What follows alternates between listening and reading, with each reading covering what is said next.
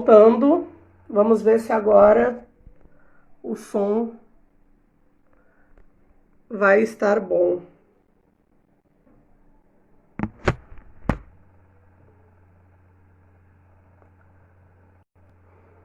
Estão ouvindo agora, Cátria? Boa tarde. Vamos ver se agora ficou bom. Digam aí se vocês estão ouvindo. Deem um sinalzinho.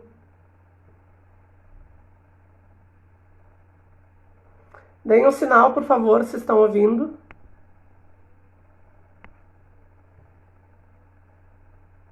Por gentileza. Ah, agora sim, ótimo. Então vamos esperar, desculpem pessoal, falhas técnicas. Vamos esperar Jennifer voltar. E aí, ótimo, que tá normal. Vamos esperar a Jen voltar pra gente poder... Às vezes muita tecnologia, bota microfone, bota não sei o que, acaba não funcionando.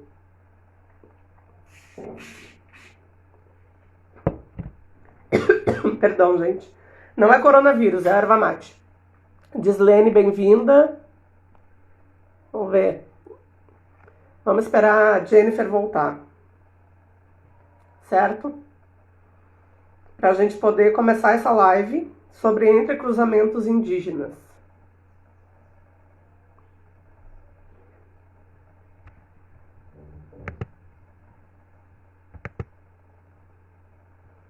Estamos aguardando aqui a primeira convidada.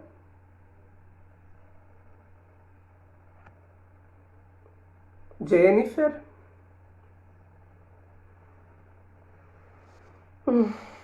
E o outro convidado também já se encontra aqui, que é o Fernando.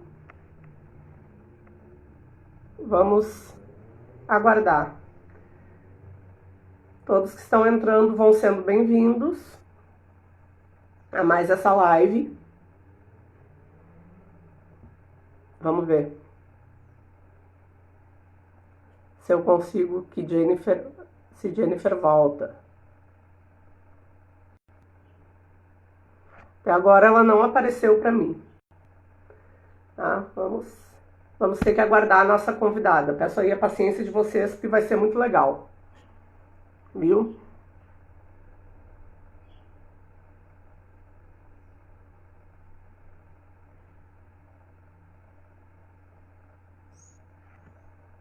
Estou aguardando aqui.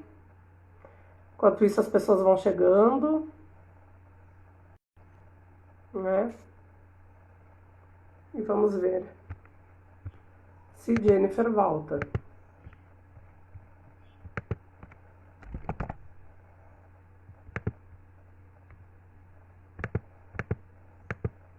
Estou tentando aqui contato com ela.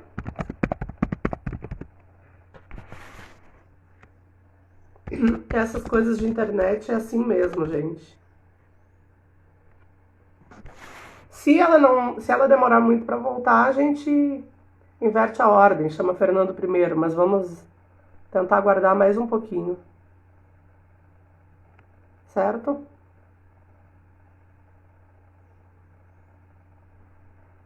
Eu agradeço por todos vocês estarem voltando e agradeço aos que estão chegando agora, tá? A gente tentou começar com a Jen e aí deu problema aqui. Deixa eu arrumar aqui. Deu problema aqui tecnológico. Ela voltou. Vou te chamar, Jen. Todos estão me escutando.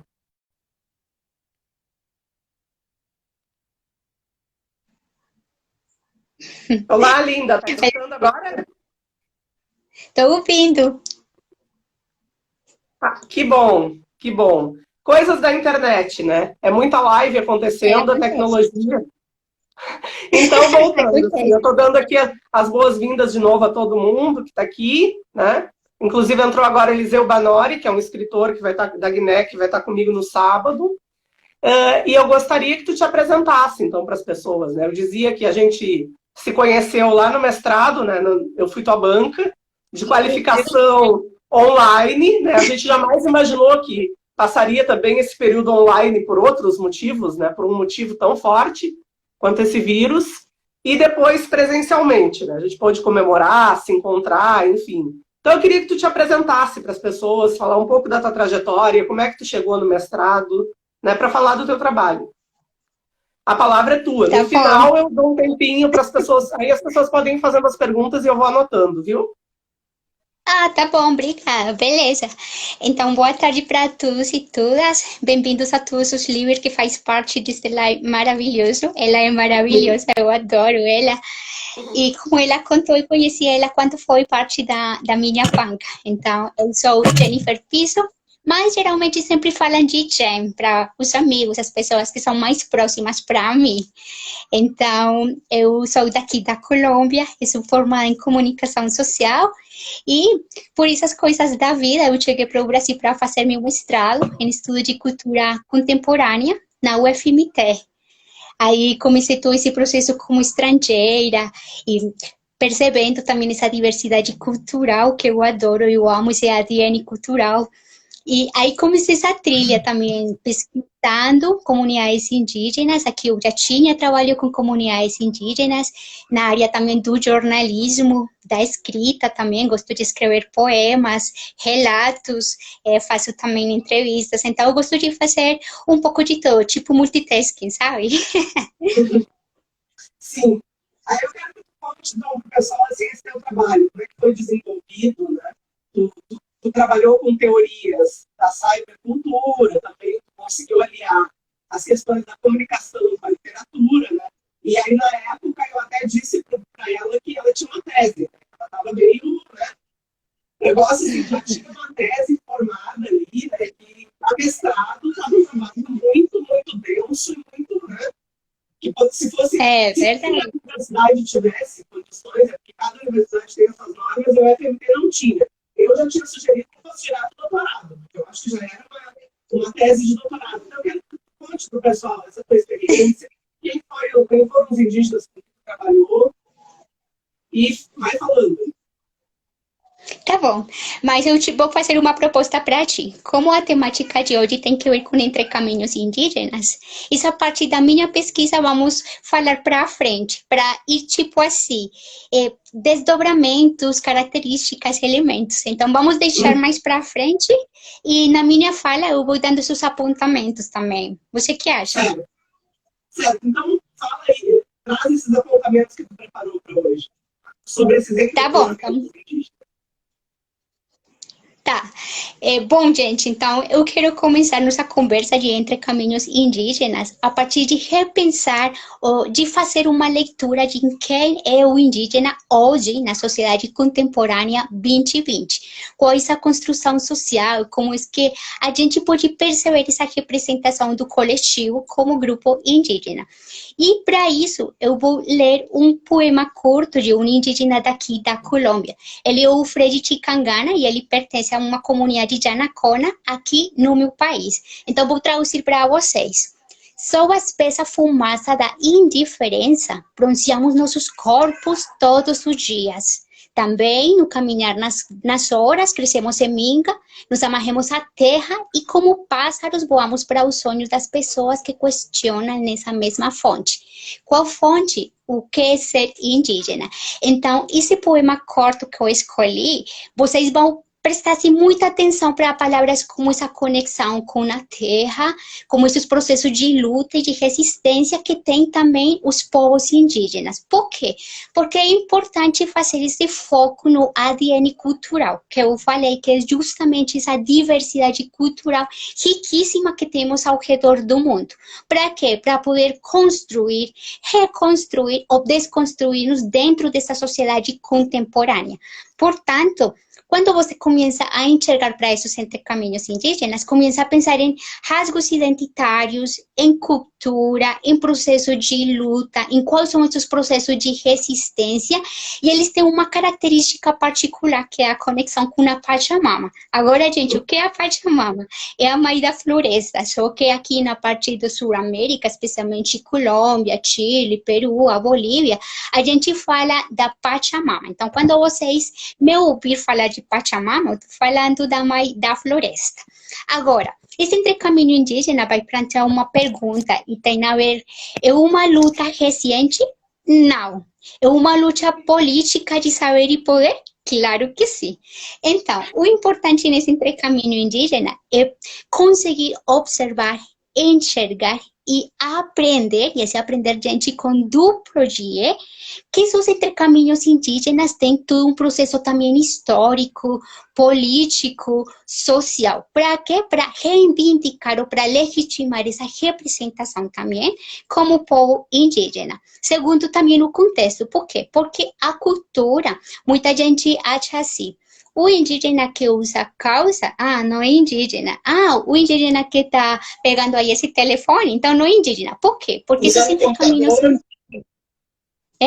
os intercaminhos indígenas vai plantear um assunto que é os estereótipos. Então, ainda na sociedade contemporânea 2020, muitas pessoas podem pensar assim, o indígena é aquele que usa pena, aquele que tem miçanga, aquele que pode ir nu, tipo assim, morando na mata. Mas não é assim. Ele ainda vai se aperfeiçoando, ele vai respondendo também ao contexto como coletivo também humano. O que é importante aí? O que alguma vez me falou uma indígena nasce aqui na Colômbia. Ela foi assim muito clara. Vocês, quando ela falou vocês, ela estava falando certamente os não indígenas. Então, ela, para mim também foi essa perspectiva. Você não é indígena, mas vocês que acham que a gente, ou seja, o povo indígena, é um museu andante. Então, a gente não pode curtir outras músicas, a gente não pode vestir. Quando a gente sabe que, no fundo, tem esse ser indígena e essa percepção também de ser e estar no mundo a partir de nossas próprias cosmovisões. Que é importante, então, nesse intercaminho indígena? Tirar lentes e colocar novas lentes para conseguir olhar para o outro ou para o outros. Então, estes intercaminhos, como falando, ele tem também um processo histórico. E a partir desses estereótipos, de essas leituras de que é o indígena, historicamente, no caso daqui da Colômbia, começou os estudos a partir da antropologia e a partir da etnohistória. Então, qual foi essa primeira leitura? As crônicas. Então, não era aquilo que os indígenas iam falar, eu me reconheço aí. Não, foi aquilo que, especialmente aqui na Colômbia, os espanhóis falaram sobre eles. E aí que é importante perceber, gente, como diz o Walter Mignolo, é importante sempre essa necessidade de repensar de maneira aprofundada o que se está contando. Quais essa representação sobre esse indígena que outros podem fazer. Por quê? Porque o indígena de séculos passados, ele não vai ser uma fiel radiografia neste período atual, não. Eles podem conservar tradições, sim. Costumes, sim, mas eles também vão responder à dinâmica da globalização, à dinâmica da economia, ao próprio contexto social no qual eles vão ver-se envolvidos dentro de uma linha do tempo. Então, esse intercaminho também indígena vai fazer que a gente possa conceber um tema que aqui a Maureen vai concordar comigo, daria para outra conversa, é o tema da colonialidade e a decolonialidade, do saber e do poder. Por quê? Porque quando pensamos nesses intercaminhos indígenas, vemos todo um processo também histórico a partir do período colonial.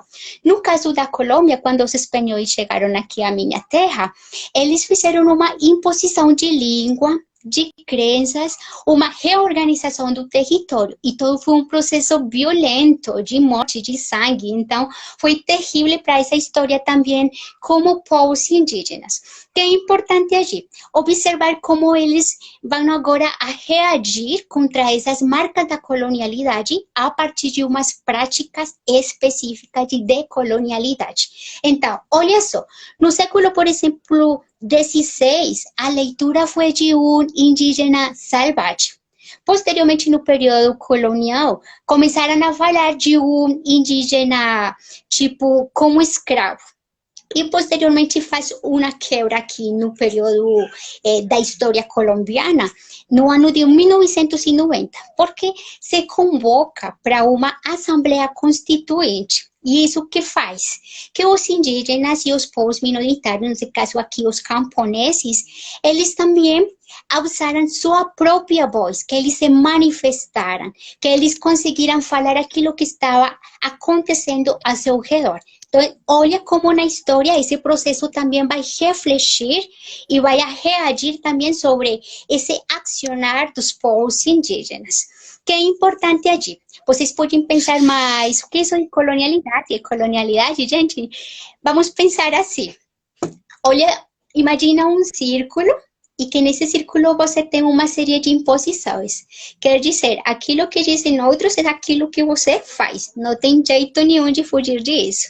O que acontece com a decolonialidade? Imagina que nesse círculo você começa a apagar algumas partes, uns fragmentos desse círculo. Aí vai começar a entrar uma luz. E essa luz é uma luta, é uma resistência que vem liderando geralmente os povos indígenas para falar. Peraí, a gente também tem voz e voto na sociedade. Então, olha como ao longo dos anos, aqueles que foram chamados de subalternos, marginalizados ou excluídos, ainda eles continuam também nessa luta. E aí, para quem quiser também, tipo, aprofundar nesta temática de práticas decoloniais, faz pouco a revista Confluências Culturais da Univille, ela publicou um artigo sobre essa temática. Eu escrevi com a doutora Aline Wenpapi, que a profa também conhece. Então, quem quiser aí pode aprofundar. E voltando no nosso assunto aí, esses entrecaminhos indígenas que eu falo que também estão misturados com o tema de decolonialidade, colonialidade, luta, resistência, legitimação, ele vai levar também a um processo de reflexão a partir de tirar nossos lentes. E aí eu vou citar um escritor e jornalista que eu adoro, que é o Eduardo Galeano, e vou ler uma cita dele. Acontece que as antigas culturas indianas são o futuro de todos. Ao final, eles foram capazes, milagrosamente, de perpetuar a identidade do homem com sua natureza, enquanto o mundo inteiro persiste em cometer suicídio. Então, olha, por exemplo, nesse momento de crise da pandemia, como incluso Boaventura, em seu último texto, A Pedagogia do Vírus, ele nos faz pensar nessa relocalização da economia, mas ele não está falando de algo econômico, sino para olhar a nossas comunidades indígenas e aprender delas. Então, olha como esses caminhos indígenas também depois de 1991, aqui na Colômbia, começa uma leitura revolucionária para estes povos indígenas, a partir de um ser ativo politicamente e que ele vai também influenciar o campo do meio ambiente, da educação, da saúde. Então, eles começam a focar mais neles porque eles também são importantes, além de considerar também essa riqueza como povo pluricultural. Então, nessa sociedade contemporânea, ainda que muitos dos estudos vêm também da antropologia, da história, eu quis adicionar para estes entrecaminhos indígenas o ciberespaço. Qual ciberespaço? Imagina a gente agora que a gente está conversando, batendo papo neste momento, porque o ciberespaço permite isso. Sim. Então, então, esses entrecaminhos indígenas também vão estar influenciados pelo ciberespaço. E aqui é importante ter em conta, por um lado, a implementação das novas tecnologias e as TICs, as tecnologias de informação e de comunicação que eles podem fazer nos seus territórios. E, do outro lado, qual vai ser esses percursos, as técnicas para eles se manifestar, para eles se alertar, para eles apresentar as suas produções. Então, pensemos assim, os estudos que eu estou falando, geralmente, desde um território físico, vêm de uma antropologia das tecnologias, ou da etnoeducação, porque a finalidade é observar qual é o uso que dão as comunidades para os dispositivos. Então, o telefone, a tablet, o notebook, eles que estão fazendo com isso. Mas no meu caso, pensei assim, quais são também essas representações a partir de produções culturais no ciberespaço. Por quê? Porque, como fala o Gears, não há homens sem cultura e não há cultura sem homens. Aí a gente pode fazer um exercício de experimentação social.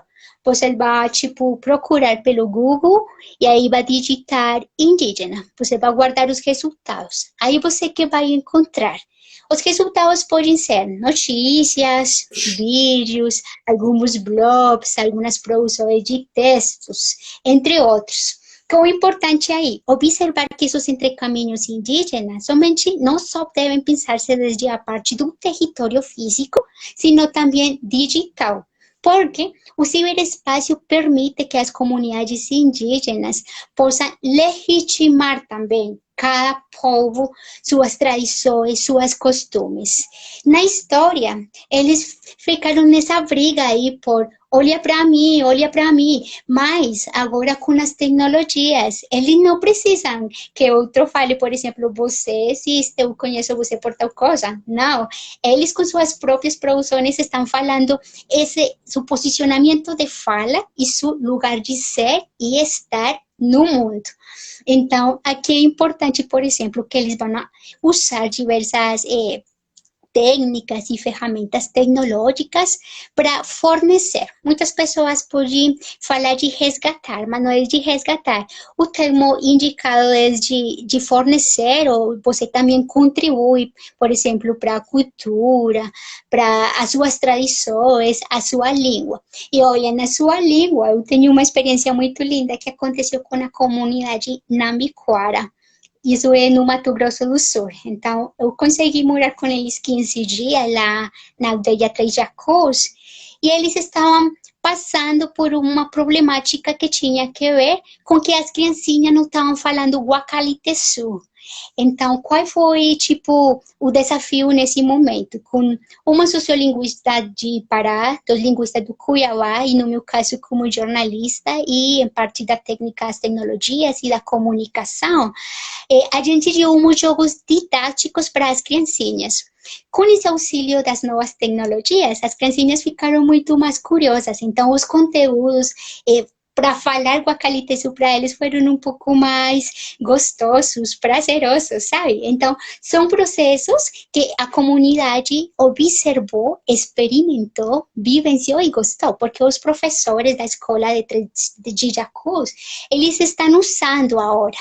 Então, isso mostra também como as tecnologias podem ajudar e ser um suporte para eles, que é diferente. Nesse tempo também, faz pouco eu estava ligando para uma professora e falei, como é esse processo de aprendizado do Guacaliteçu? E falou, ótimo, gente. Agora, por WhatsApp, eles também estão falando Guacaliteçu. Então, é ótimo como eles também, nesses entrecaminhos indígenas, eles se reapropriam também do contexto e das ferramentas.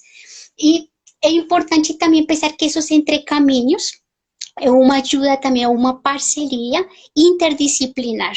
No meu caso, quando eu pesquisei também a partir da etnografia, que eu curto de fazer, eu também tenho uma pegada na história, na antropologia, na cibernarrativa, nos estudos da cultura, na semiótica da cultura, no data mining, no jornalismo, nas novas tecnologias. Aí lá a gente foi um monte de um trabalho interdisciplinar para fazer uma pesquisa também ótima. Por quê? Porque eu acho que esses entrecaminhos indígenas, ou seja, outra temática que você está pesquisando, precisa também de outras perspectivas. Por quê? Porque é importante compreendernos como sociedade, valorizar também o nosso, poder voltar a seus braços do universo, ou tentar olhar para esse ser de cada um, que muitas vezes fica desconhecido para a gente ou para o outro. Então, é importante voltar nesse processo de nós como pessoa e como seres humanos.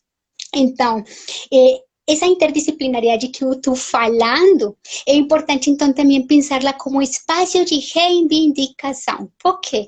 Porque estas comunidades indígenas, elas vão seguir lutando por seus direitos, lutando pela paz do país ou da mesma comunidade, pela justiça, pela dignidade dos povos também. Então, estes espaços de reivindicação também vai se transmitir como iniciativas próprias. Vamos colocar exemplos assim atuais. No caso do México, eles têm uma iniciativa virtual que é Escritores em Língua Nativa. E o que eles procuram é uma construção literária que dá conta de seus mitos, de suas lendas, de seus costumes, e dessa maneira eles vão reivindicar o povo no México. Temos aqui no Cauca, aqui na Colômbia, a comunidade NASA. E eles têm uma página, um site, onde eles fazem formação e treinamento político para as criancinhas e para os adultos, porque eles estão, tipo assim, concebendo que é necessário também conceber o poder político dentro do território e fora do território.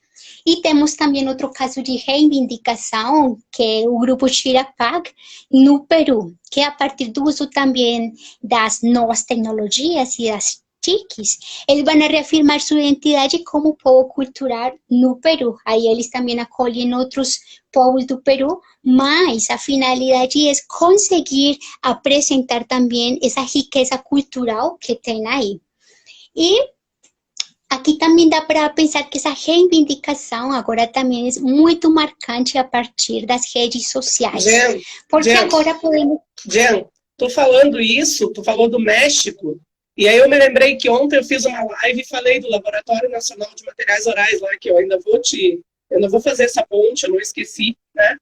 Da Universidade Nacional Autônoma do México lá. E é muito interessante porque eu falava da sistematização que eles fazem, da metodologia e tal. E é toda uma metodologia que começa, a primeira questão de campo é estudar o campo. Então, no México, eu não sei se na Colômbia tem também, tem muitas questões assim de espaços que são violentos. Aí eles fazem toda uma pesquisa em jornais, em televisão, para ver se eles podem chegar, como é que chegam. Primeiro conversam com a comunidade, identificam os líderes das comunidades e aqueles que querem ser narradores e que são possíveis narradores. E aí depois é que vai se desenvolver o processo. Eles fazem vídeos, fazem livros, eles têm estúdio musical, né, que gravam CDs. Então, tô falando disso, eu me lembrei desse processo também, que no México já tem essa sistematização a partir do laboratório, muito bem feito. Uhum. Certeza, aqui na Colômbia também temos, é um coletivo que se chama de Vozes, e eles vão para as aldeias, falam com as comunidades, eles têm que ter a permissão, a comunidade também vai contribuir nessas produções, eles vão ser parte dos roteiros, então eles têm esse poder também simbólico. Desculpa, é interessante porque lá também tem uma coisa, quando eles chegam na comunidade, eles primeiro vão em busca dos líderes, o líder religioso, ou o líder da própria comunidade. Então, tem esse respeito com a autoridade. Né? Primeiro se conversa com a autoridade local, para depois pedir autorização e poder se seguir nessa pesquisa. É, certeza. E geralmente é assim, os lugares sagrados também, eles vão precisar também uma permissão. Se eles querem, por exemplo, falar no caso da Colômbia, uma mama, um tata, também vai ter que pedir essa permissão, se precisa.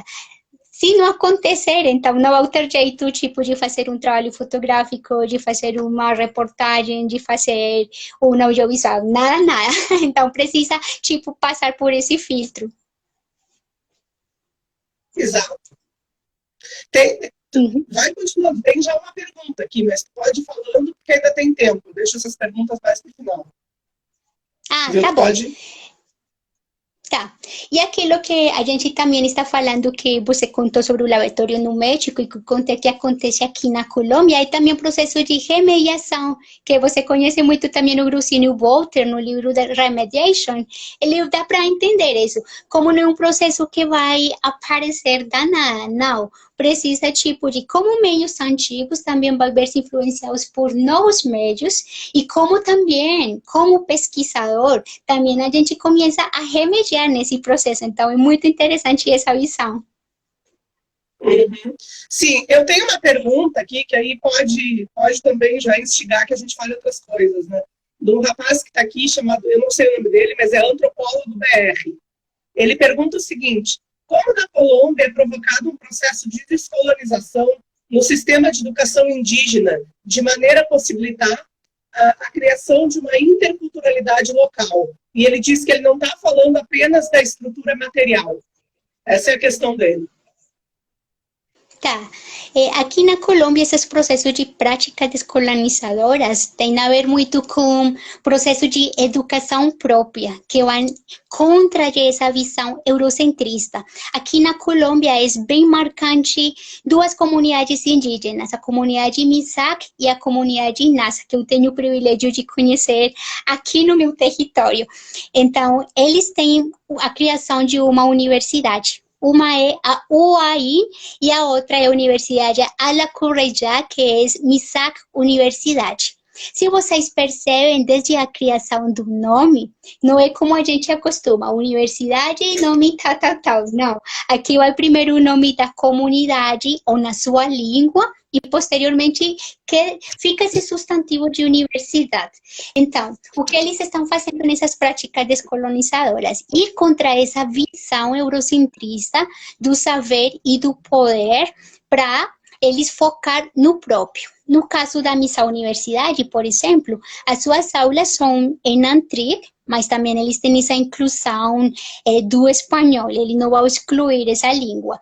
Tem, por exemplo, alguns rituais, como no caso do fogão, que se gera geralmente no centro das casas Misak, para contar as histórias, para que os novinhos fiquem assim, também curiosos, mas aprendendo sobre a sua cultura. Eles levam esses espaços para lá, para a universidade.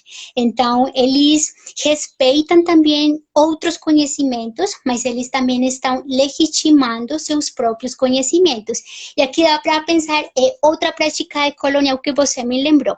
Os Misak tem umas redes sociais que aí quem quiser também pode procurar, e são dois. Uma é a Misak Universidade e outra é Memórias Misak. Então, a primeira, que é a Missa Universidade, como eu falei, essa proposta de educação própria, de um novo olhar para a construção do próprio. E, olha, se eu coloco aqui quantas pessoas estão curtindo, tem agora 1.428 e 1.551 followers. Então, olha como essa prática colonial está permitindo, a partir dessa plataforma, o fornecimento de sua educação. Então, eles estão focando e transmitindo também elementos de sua cultura, de suas tradições e de seus costumes. E a outra que eu te falei, que é a Memória Nizam, nossa, gente, vale a pena curtir essa página, eles têm conteúdo maravilhoso, eles vão além do conteúdo para focar também na técnica. Então, eles aí também ensinam o Nantri, que é a língua deles, mas também os conteúdos têm algumas lendas em espanhol e você pode curtir, por exemplo, qual o significado de seu anaco, porque a cor azul tem um significado com arco-íris, por exemplo, porque a lua e o sol nessa comunidade vai representar a fertilidade, porque surge essa história do povo da água, como eles também se conhecem, através de toda essa exploração desses símbolos. E gosto muito, que dá para repensarmos também como humanidade, tem que ver com o tampaquari. O tampaquari é um chapeuzinho que eles usam, e eles nele vão tecer um símbolo do espiral. E aí, por exemplo, para a cultura ocidental, a gente olha para a morte e para a vida como opostos, mas com os conhecimentos que eles têm, eles não são opostos, ele é parte um do outro e um recomeço para outras coisas. Então, é bem interessante observar como este boom das redes sociais também vai ser parte do processo de escolarização, mas também das práticas decoloniais deles, a partir de olhar para o próprio.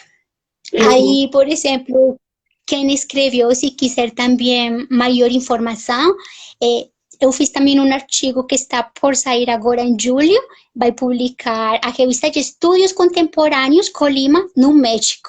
E aí você também vai conseguir compreender de maneira aprofundada como se gesta, como você falou, não só de uma parte material, sino também simbólica, a partir também um pouco mais humana. E também, até o final do ano, vai sair o artigo na revista Boitatá, né? Que nós escrevemos juntos. Também.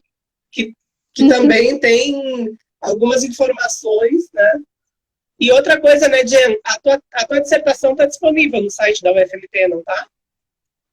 Está disponível, sim. Então, se quem quiser Exato. procurar pelo nome dela na biblioteca da UFMT, tem a dissertação dela disponível lá para ler. Né? É uma dissertação de uma grande Pode tese. pesquisar também como um supercapital simbólico. Aí vai encontrar, porque a etnografia ainda estamos nessa trilha. Sim, sim. E uma outra questão que eu queria te perguntar. A gente sabe que aqui no Brasil, por exemplo, ontem até a gente conversava sobre isso, eu e o colega que fizemos a live, né? Esse acesso à internet para as comunidades indígenas, as comunidades rurais, que aqui a gente tem, não é fácil. Tu mostrou na dissertação que eles têm página no Facebook, que eles têm universidades, mas como é que é esse acesso? Como é que está se dando, por exemplo, o estudo desses indígenas agora em período de pandemia, por exemplo? Que tem que ser virtual.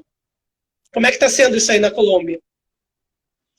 Para alguns é difícil pela situação também da pandemia, mas por agora, por cuidar de todos, eles também mantêm uma conexão totalmente digital. E eles estão levando todos os processos políticos, culturais, a partir das redes sociais. E tanto na Colômbia como no Equador, por exemplo, eles estão implementando neste momento o QR Code para acessar a seus conteúdos, por exemplo, simbólicos, culturais. Eles estão fazendo também parcerias com outros coletivos indígenas e não indígenas para continuar nessa luta por causa da pandemia. Eu não sei se vocês conhecem, por exemplo, o coletivo Voices of Amaricua. Eles que estão fazendo, tem também um laboratório e uma plataforma virtual colaborativa, e a partir de a união de todas as comunidades de América Latina, que eu estou falando então Norte, Central e Sul, eles estão tentando proteger a cultura e seus direitos com transmissões também no live, mas também com produções documentárias daquilo que está acontecendo neste momento. Temos, então, essa representação de seus problemas a partir de uma parte um pouco mais multimediática. Neste momento, realmente, a maioria das comunidades, eles estão auxiliando-se a partir dos lives. Então, observamos que estes entrecaminhos indígenas estão suportando cada vez mais nas tecnologias. Anteontem, por exemplo, eu assisti o evento que foi o Ace Rainforest Live. E ele teve, por exemplo, parceria daqui da Colômbia, do Brasil, do México e da França também. E aí teve artistas maravilhosos, porque esteve Gilberto Gil, Milton Nascimento, Maria Agudu, Jorge Drexler, daqui da Colômbia esteve Aterciopelados, do México esteve Maná, Café Tacuba. Então, eles, com a presença também de indígenas especialistas, de xamãs, de sabedores, que tinha uma finalidade, focar em que as florestas tropicais devem permitir refletir em que são um dos principais pulmões do planeta. E eu boto fé também que as comunidades indígenas, por exemplo, eles são os melhores guardiões. Outra iniciativa, por exemplo, que encontramos neste momento foi o evento online The Taste of Knowledge, que eu gosto também desse nome porque é como que você experimenta esse conhecimento, e teve a presença de duas comunidades indígenas. Uma delas foi o Tubu e a outra foi os Jaguares de Juripari. Então, no caso, por exemplo, da comunidade Tubu, eu não tinha ideia da sua existência, eu não conhecia nada, gente. Mas, a partir desse live, eu agora conheço mais sobre a sua cultura, sobre as suas costumes nesse momento de pandemia. E, no caso da comunidade Jaguares de Juripari, que é acá no departamento do Baupés, acá na Colômbia, eu não estou tão próxima desse departamento. Foi legal também e uma honra ter uma comunidade colombiana representando. E aí é interessante, então, também como nesse momento de pandemia, ainda que pode ser outra língua, ainda que podem estar distantes, há um reconhecimento, eu trabalho por, você se identifica também com isso, e isso aconteceu quando eu visitei também os Nambiquara, quando eles começaram a perguntar como são os indígenas da Colômbia, como essa sua vestimenta, quais práticas tem lá. Foi bem legal quando o Xamã, ele falou para mim, quando você encontrar-se com a comunidade Missá, fala para eles, parabéns a meus irmãos. Então, olha, nem se conhecem, mas essa humanidade e essa proximidade de falar-se como irmãos. Temos também Jen, desculpa, termina, mas quando tu terminar, a Cátria, que é uma menina que está sempre participando aqui das lives, ela está perguntando, pedindo que tu repita o nome do coletivo que tu falou, coletivo indígena. Ah, tá. Voces of Americua, Americua com K. Eu acho que assim, a gente faz o seguinte, quando eu fechar contigo e eu chamar Fernando, tu digita aí o coletivo e também o nome dos artigos que tu citou, que vão sair, tá? Aí fica melhor para as pessoas. Tá bom. Pronto, pode continuar. Desculpa. Tá. Nesse momento da pandemia que eu estou falando que um boom uso também das redes sociais, lá no Brasil faz pouco o coletivo Los Bromips, que é o grupo indígena brasileiro conhecido por ser o primeiro rap no Brasil. Foi muito interessante como a partir de suas letras, por exemplo, que são bem tocantes, quando eu ouvi elas, arrepiei, gente, são muito boas porque elas estão tipo falando de uma realidade deles. Foi interessante, então, como a partir de um live, eles estavam, através desse live, arrecadaram dinheiro para a sua comunidade pela causa da pandemia. E nessa mesma linha, o último evento que eu vi assim, foi também um Salve Vida Indígena, que foi uma parceria entre a Unicef e o Instituto de Mpumalanga. Então, foi bem legal também, porque eles estão mostrando qual a situação das comunidades indígenas, mas, ao mesmo tempo, eles estão mostrando a sua cosmovisão, qual o ser indígena, essa posição de ser e estar no mundo, e que também... E de se reconhecer indígena, né? E de se reconhecer indígena. Reconhecer a sua identidade como indígena. É isso. E também porque vai fazer-nos pensar em como, então, não falamos de um ADN cultural só ao território físico, sino também de um ADN cultural digital, a partir do ciberespaço.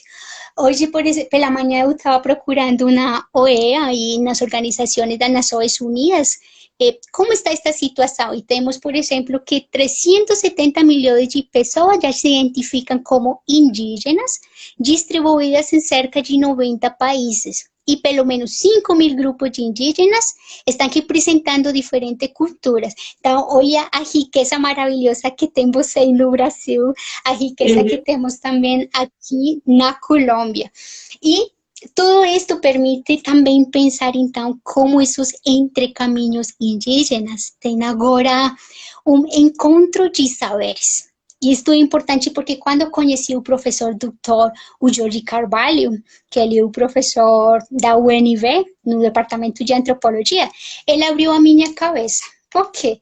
Ele levou a pensar também no seu projeto de encontro de saberes a partir de terem no mesmo espaço essa visão daqueles que não são indígenas com aqueles que ele implementa esse, José Jorge de Carvalho, né? Ele implementa esse projeto Encontro de Saberes em várias universidades, inclusive onde eu estudei, lá na Federal do Rio Grande do Sul, foi implementado. Mas uma coisa que é interessante de a gente colocar é que aqui no Brasil, principalmente nas universidades, enfim, nos cursos de letras, esse tipo de estudo ainda é visto como muito marginal, né? Como muito de lado. Quer dizer, na Federal do Rio Grande do Sul, por onde que esse encontro de saberes chegou? Pela Faculdade de Artes. Então, assim, a Faculdade de Letras ainda não... Claro que hoje em dia, com os tantos escritores que a gente tem, como Daniel Munduruku, Ailton Krenak e outros, né? A gente já tem uma aceitação maior dessa escrita indígena, mas ainda é vista tão periférica quanto os slams, por exemplo, quanto a literatura de Sérgio Vaz e de outros. A escrita indígena ainda, infelizmente, eu acho que ocupa esse espaço, né, de periferia. Eu não sei se aí na Colômbia é assim também. Se tem produções, se tem indígenas que publicam, eu até poderia falar, tem livros publicados, tem indígena que escreve romance, enfim, como é que isso acontece? Pode terminar e depois responder. Uhum. Ainda, tipo, os encontros de saberes, tipo, projeto, como tem consolidado o professor, o Jorge Carvalho, ainda não temos. Mas se temos escritores, o Lourenço Muelas, a Bárbara Muelas, temos, por exemplo, o mestre, esqueci o nome, fugiu de mim, o Quintin Lamy, porque ele é muito importante para o surgimento do todo o processo político que aconteceu aqui na Colômbia. Então, eles são recomendados para ler. Mas quando eu pensei assim no professor Jorge Carvalho e os encontros de saberes, é porque permitem também legitimar outras cosmovisões. Então, pensar nos indígenas, nos afros, Não, para quem, nos quem grupos. não conhece, né, o encontro de saberes, o que é o encontro de saberes? É justamente a junção de professores universitários com mestres indígenas, quilombolas, enfim, né? Trabalhando juntos no mesmo curso. Então, é um curso que é dado por um indígena e um professor universitário, por um quilombola e um professor, né? Só para deixar claro para quem não conhece. Sim, é isso. Mas eu acho que é bom demais e se conseguir se espalhar para o mundo todo seria ótimo, na verdade. Uhum, com certeza. No Brasil, ele já vem conseguindo, né? Mas é sempre assim, em espaços de resistência, né? Eu creio que essas literaturas, e mesmo o que tu fez, é um trabalho que acaba sendo de resistência, é um trabalho político, é um trabalho identitário, né? Os indígenas têm se reconhecido aí, a partir dessas produções. E uma coisa que eu fiquei me perguntando é o seguinte, agora tu estás dando aula, né, numa faculdade, aí, tu és professora. Tu disse que as faculdades aí tu tem, por exemplo, a MISAC, a universidade e tal. Qual é a proporção de indígenas estudantes, alunos teus que tu tens? Eles vão só para essas universidades específicas ou eles vão... Isso é interessante a gente falar, né? Ou eles vão para outras. E só mais uma coisa. Se cair a conexão, que daqui a pouco vai cair, a gente volta contigo para tu encerrar e depois eu chamo o Fernando, viu? Não tem problema. Porque a gente atrasou para conversar por conta da tecnologia. Eu gostaria que tu falasse um pouco disso, porque eu acho que é interessante a gente colocar. Tá bom. Tá. Pode falar. Mas você vai encerrar. Ah, já tá. Eu pensei que você ia encerrar aí. Eu vou encerrar e vou voltar. Para a gente não correr o risco de cair, eu encerro e a gente, 3 minutinhos a gente volta, porque eu vou deixar a live salva no Instagram, no IGTV, e aí a gente já volta, certo? Voltem com a gente, tá? Para a gente terminar essa conversa e chamar a Fernando, tá bom? Até daqui a pouquinho. Tá.